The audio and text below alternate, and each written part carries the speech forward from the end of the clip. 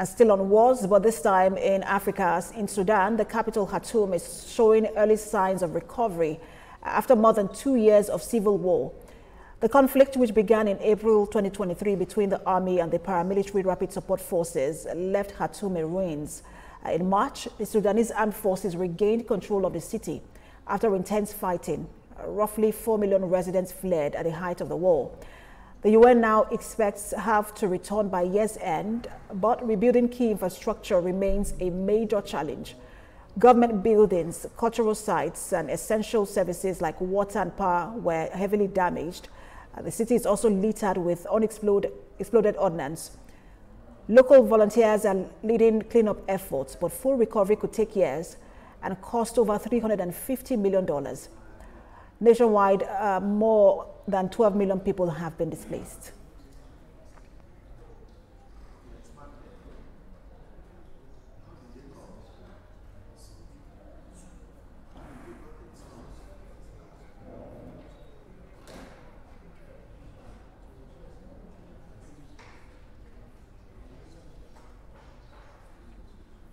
Right, joining me now is Professor of International Relations and Strategic Studies, David Awarawa. He joins me via Zoom. Good to have you join us, Prof.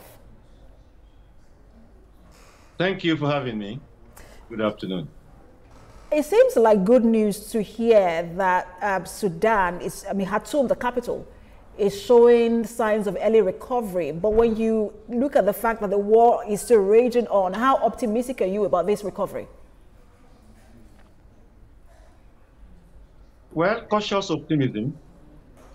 It is good news that normalcy is being returned. At least there is enough calmness to be able to begin, reconstruction, rehabilitation of broken down facilities and infrastructure.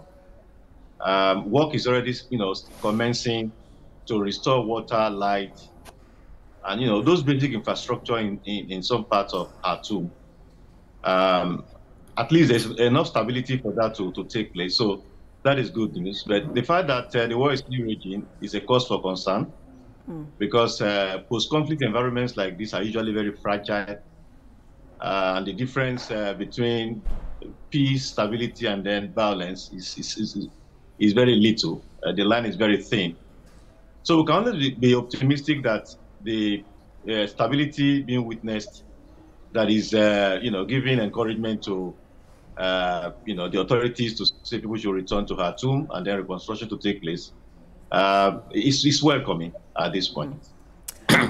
Let's just look at some of the statistics from this war. About 14 million people have been displaced by years of fighting, and that's more than in Ukraine and Gaza combined. I was reading an article earlier in the month written on the Atlantic, and the writer had described it as the most nihilistic conflict on earth. And I'm wondering why it is not receiving as much attention as Ukraine and Gaza altogether. Prof, is it the inability to respond or just the political will to do so? Well, I would think that is part of this Afro-pessimism. Africa has witnessed too many wars in recent times, and people seem tired about conflicts in Africa, that they are too commonplace and routine, that people just concentrate wars elsewhere. Right now, we have about close to 50 wars being fought all over the world. More than half of them, about 60% of them have been fought in Africa. About 35 wars are going on right now in Africa. So too many wars in Africa, and the world seems to be tired of, the African condition as far as war is concerned.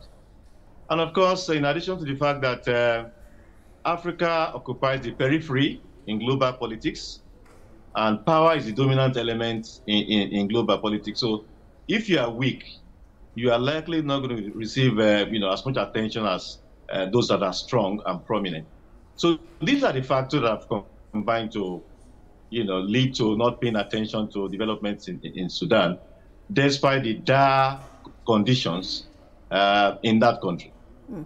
And do we expect these wars, the one in Africa, to resolve themselves without mediation as we see in other parts of the world?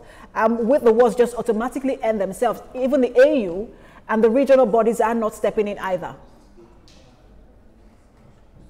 Yes, and that is the most disturbing aspect of it. Wars have been very devastating to Africa's development, and one would have expected that a continental body like the AU should have made, preventing the outbreak of wars the most important thing to focus on. But that hasn't been the case, especially early warnings, the early warning system. If there is early warning, many of these wars can be prevented before they break out. And that is the best thing to do. Once a war has broken out, it is more difficult to resolve. It is easier to, attend to when violence has not broken out. And that is a major flaw in the way EU has carried on so far. Because AU is about Africa's development, solidarity in Africa and all that. So, and since wars have been one of, some of the most, devastating of factors that have drawn back development in Africa, one would have expected that the AU would, make it by far the most important issue to focus on. Tragically, that hasn't been the case. So that is why the issues have remained as they have. But again, many wars in Africa like this have been fought to a logical conclusion, not because there was any effective mediation. Many of the wars have come to an end because one side defeated the other. Fought a war of attrition to the end, and one side is defeated, and the winner emerges, and the war comes to an end. And all of these things are very disturbing too, from the global point of view. And Prof, Sudan is now being described as the immediate indication and an example of the end of the liberal world order, and then with nothing to replace it. And I want to ask you if you share that same sentiment. It seems so, but the world has gone through stages like this before. The world seems to have a way of reinventing itself. So I fully share it. I just think that the world is going through a phase in which the right is having ascendancy. Sometimes when things shift like this to one extreme, they shift again to another extreme, and they find an equilibrium. And so I think at some point the world will reinvent itself and be able to focus on major issues facing the global community, and of course promote development across. I don't think that this is the end of the liberal world order, so to speak. It's only facing a phase, going through a phase, and that phase will be over, and some equilibrium will be formed. But what we are seeing as far as Africa not occupying attention is concerned is not new. When the Rwanda genocide took place in 1994, a similar war was going on in Yugoslavia. All attention was towards Yugoslavia and little attention to what we had in Rwanda. So Africa has always suffered neglect, and that is why we always encourage Africa to find solutions to its own problems and not wait for the rest of the world that will not come anyway to come and assist her to attend to her problems. And there are too many wars on the continent. There should be some way to intervene early to prevent these wars from breaking out, rather allow